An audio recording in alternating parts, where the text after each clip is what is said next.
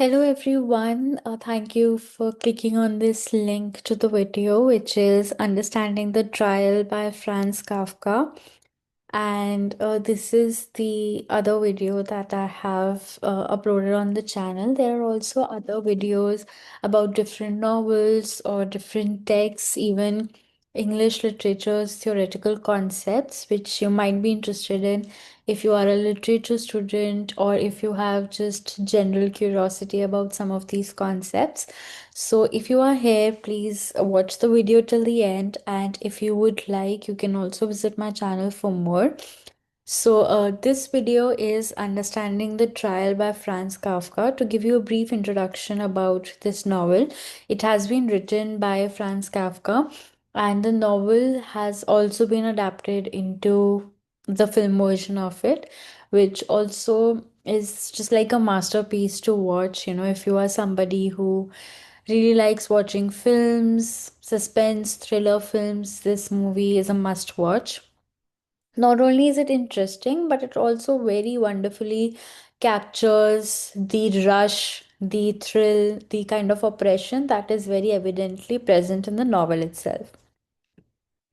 Now moving forward France Kafka की जो ये नॉवल है द ट्रायल, इसको काफ़ी ज़्यादा ऐसे भी माना गया है कि ये फ्रांस काफ्का के ओन जो भी स्ट्रगल्स थे या जो भी उन्होंने ऑपरेशन फेस किया, बिकॉज ऐसा बिलीव किया गया that he did not have a very healthy relationship with his father. So a lot of his own thoughts and feelings have been brought forward into this work. अब हम अगर इस novel को देखें, so there are some of these points that can be remembered, which is कि ये कौन से ईयर में लिखी गई थी, in the year 1914 to 1915. It was published however in 1925. इसका जो लिटरेरी पीरियड था, अब हम अगेन इस टाइम पीरियड में देखें तो वर्ल्ड वॉर 1 का टाइम पीरियड था, एंड इसमें मॉडर्निस्ट एलिमेंट्स भी देखे जा सकते हैं. जो फिल्म अडेप्टेशन थी वो 1962 में हुई थी उसकी. It is considered as one of the central text of modernist literature. इसमें मॉडर्निस्ट एलिमेंट्स बहुत सारे हैं. The struggles of a modern man, the dissolution, the struggles, everything has been highlighted here. And it also explores themes of law, guilt, power, oppression, and existential anxiety. इसमें law का बहुत ज़्यादा है, the very oppressive nature of law or the judicial system. Guilt again is very dominant. Power structures, different dominant structures कौन से हैं, कौन oppress हो रहा है, कौन oppressor है. And then existential anxiety, which particularly revolves around the character of Joseph K. Now अब इसका प्लॉट देखें तो बहुत ही सिंपल प्लॉट है. अगर मैं इसको सबसे कम वर्ड्स में एक्सप्लेन कर सकूँ तो we have this character Joseph K, जो कि ऐसे स्टार्ट होती है नॉवल कि एक तो अगर आपसे ये क्वेश्चन आता है कि नॉवल कैसी लिखी गई है, you can say that the novel is it's kind of like a very complicated maze. A lot of things are happening. Even character को समझ नहीं आ रहा है कि उसके साथ क्या हो रहा है, तो रीडर के लिए भी there is a lot of information that is being given, but everything is very chaotic, as we can say is happening in the novel. अब जो हमारा कैरेक्टर है जोसेफ के, ना जोसेफ के हैज़ बीन अरेस्टेड. ठीक है. वो एक दिन उठता है और उसको पता चलता है कि उसके रूम में there are some inspectors who are coming in, barging in, कि एकदम से आप एक्सपेक्ट करो कि आप एक दिन सुबह उठ रहे हो and something like this is happening, so you would be very surprised by it. तो he was very taken aback. उसको कुछ समझ नहीं आ रहा था कि क्या हो रहा है. इंस्पेक्टर्स भी, अगर आपने मूवी में देखा हो तो वो एक रूम से दूसरे रूम जा रहे हैं. There is chaos. एक दरवाज़ा पहले रूम बेडरूम के लिए खुल रहा है, फिर वही दरवाज़ा यू नो किसी और रूम के लिए खुल रहा है. So there is a lot of nonsensical things that are happening. ठीक है. Like even if it is written properly, ऐसा कुछ absurdish भी नहीं लिखा गया है, but there are a lot of things that do not exactly make sense. कि इंस्पेक्टर्स आ रहे हैं, they are not even telling you कि आपको क्यों अरेस्ट किया गया है, बस आपको बता रहे हैं कि आपको अरेस्ट किया गया है. अब जब उसको बता भी देते हैं कि वो अरेस्ट हुआ है, तो then what do they do is कि वो उसको ये कहते हैं कि तुम अपना काम करते रहो, जो भी तुम्हारा काम है. ये अरेस्ट तो तुम हो गए हो, बट तुम काम पे जा सकते हो. Now again very absurdist, right. If somebody is arrested तो एकदम लीस्ट पॉसिबल चीज़ होगी कि वो अपने काम को कंटिन्यू रखे. देन अगेन जोसेफ के फिर अपने काम पे जाता है. जब वो रात को आता है, then there is also the character of Fraulein Burstner. वो उसको इमिजिएटली ही gets close to her. And then अगले दिन क्या होता है कि जब ये सब हो गया तो उसकी कोर्ट की हियरिंग होती है. अब जब वो कोर्ट हियरिंग में जाता है, if you seen the film, very similar to what is written in the novel. There's like a big vast screen where जहाँ पे इतने सारे लोग बैठे हुए हैं, एकदम ब्लैंक फेसेस, इवन जो ब्लैंक फेसेस दिखाए गए हैं इसमें, that basically reflects the faceless nature of judicial system. कि इतने सारे लोग हैं जो कि जोसेफ के को they are making him feel as if he's so tiny in front of this judicial system, in front of our law system, representing the very मतलब misbalance that is happening within our judicial system. तो जब जाता है, उसकी court की hearing होती है, again people are clapping, a lot of weird things are happening कि you are not able to make sense, again very chaotic, very disruptive things are happening. And then जब उसकी हियरिंग ख़त्म हो जाती है, तो फिर उसको वो कोर्ट ऑफिशियल कहता है कि ये जो तुम्हारी कोर्ट हेयरिंग है, that is not going to be the usual one, it is going to be different for you. अब जब ये हो जाता है, जैसे ही वो बाहर निकलता है, that is when again Fraulein Burstner से उस टाइम पे नहीं मिलता, but he is hearing some voices that are coming from her room.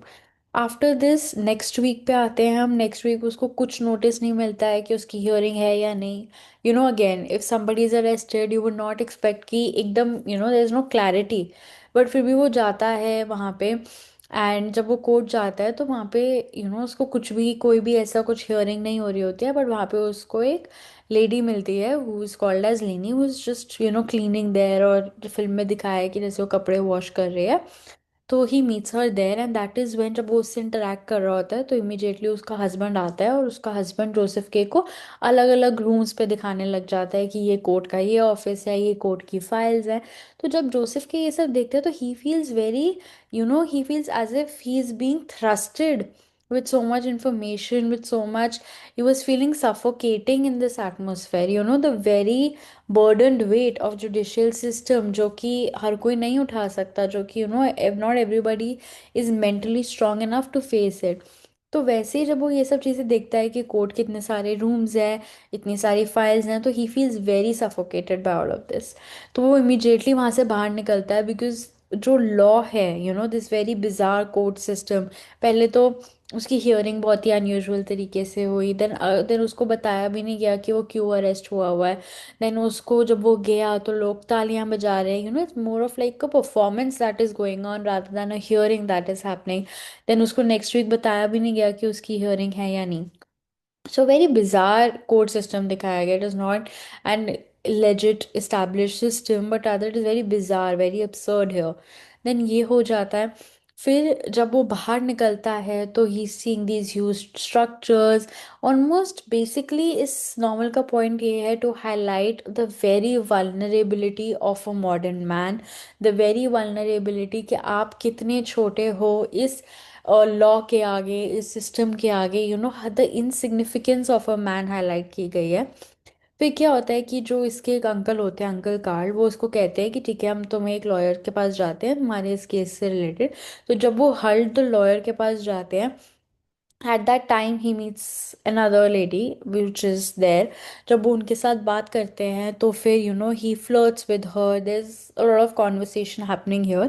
next क्या होता है, एक दिन इसमें एक और ये इंपॉर्टेंट सीन भी है कि एक दिन जब ये जाता है अपने ऑफिस, वहाँ पे इसको एक रूम में वो सारे इंस्पेक्टर्स दिखते हैं जो कि मार खा रहे होते हैं, they are being beaten.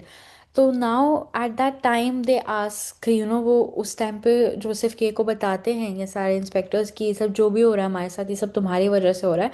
And then Joseph K again get so confuse and feels that he is in a vulnerable position कि वो इमीडिएटली दरवाज़ा बंद करके भाग जाता है। And this scene is very beautifully highlighted in the film itself. So अगर आपको ये नॉवल ट्रूली अच्छे से समझनी है, you must watch the film adaptation, again repeating myself. तो अब जब वो इसका ट्रायल चल रहा होता है, and he is feeling that lawyer उसको कोई हेल्प नहीं कर पा रहा, तो वो ये डिसाइड करता है कि वो अब इस लॉयर को छोड़ देगा।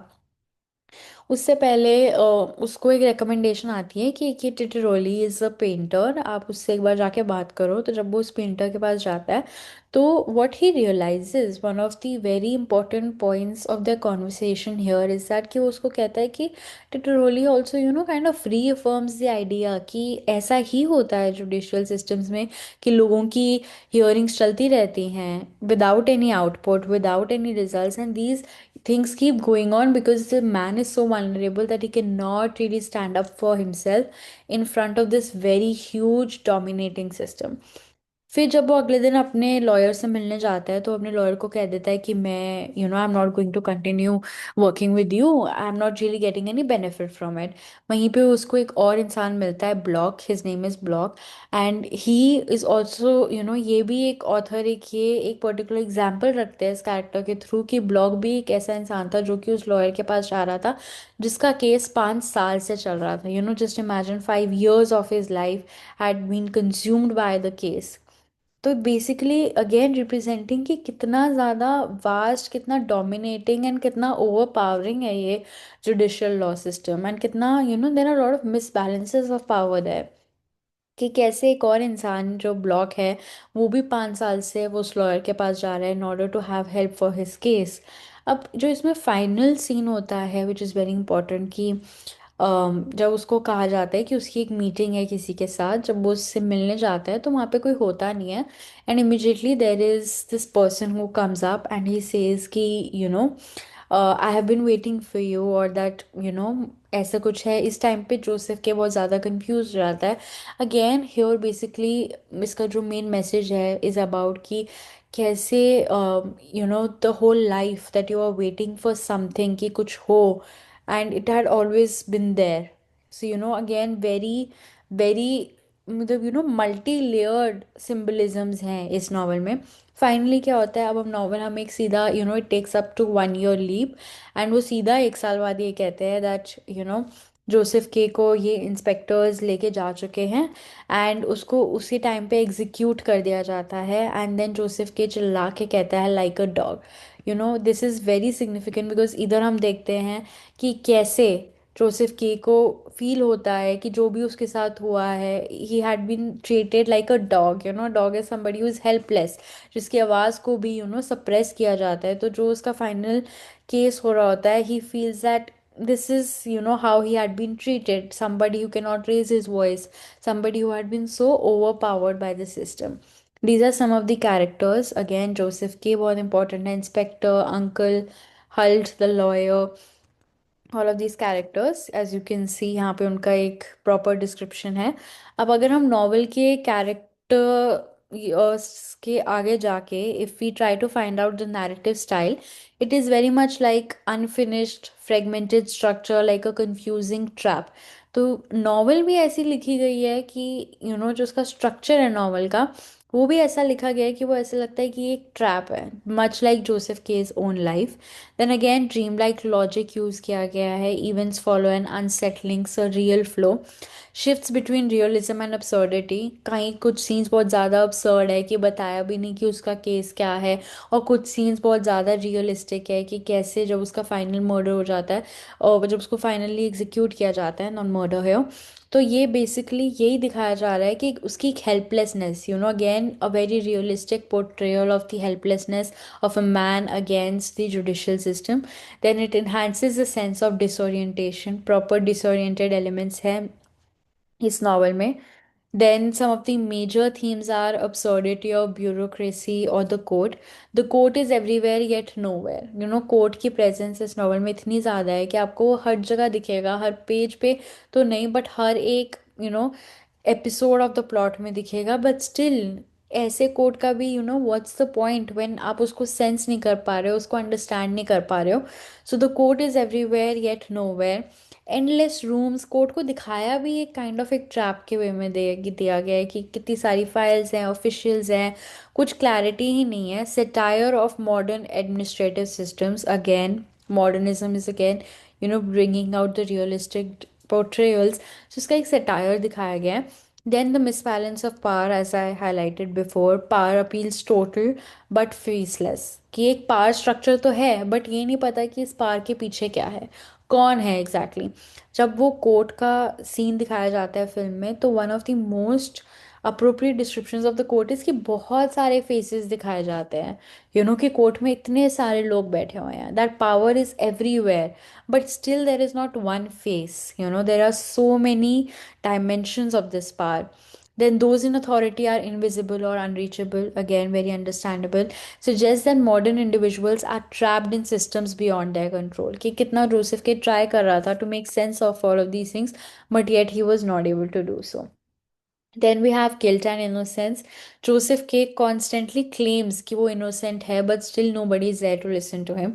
Here, the writer, the author blurs the line that guilt is existential, not legal.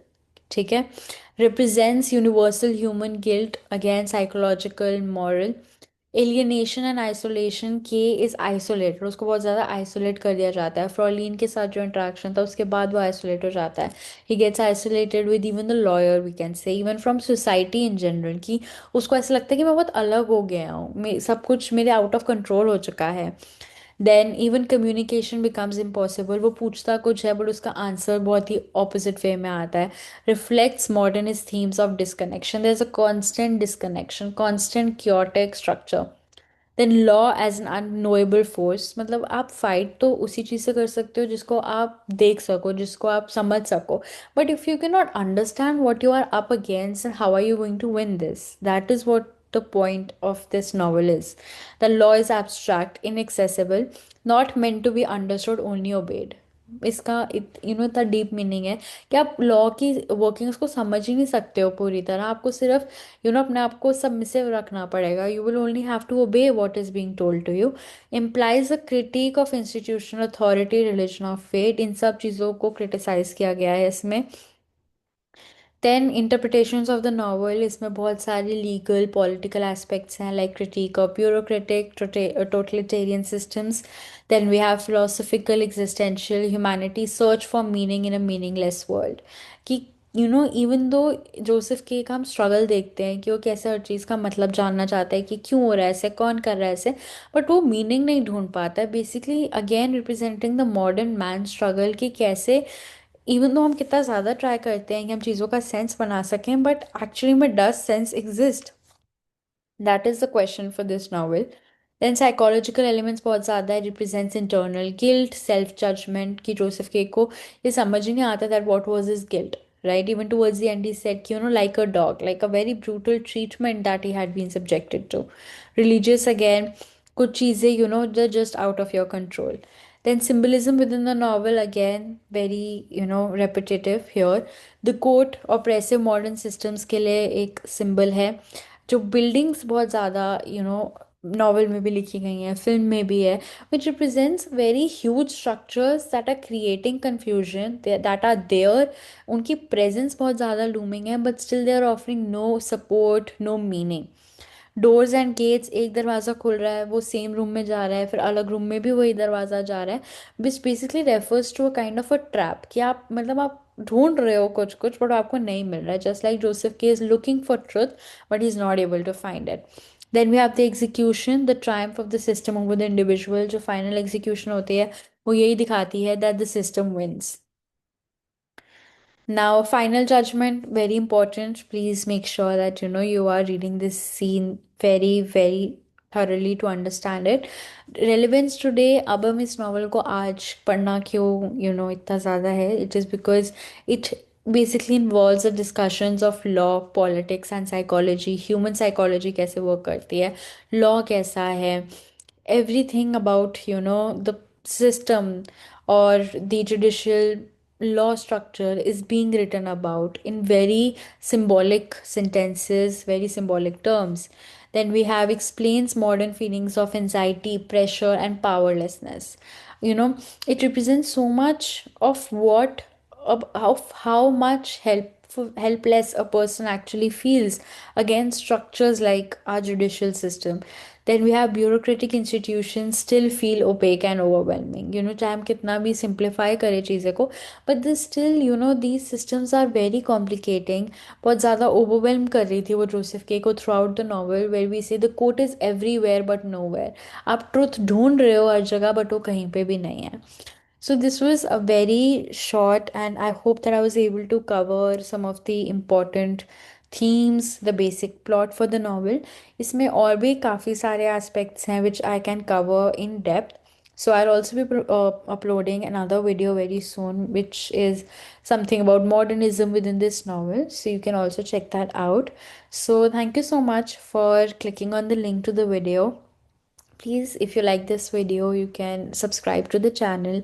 And if you want me to make some particular videos on concepts, you can also let me know.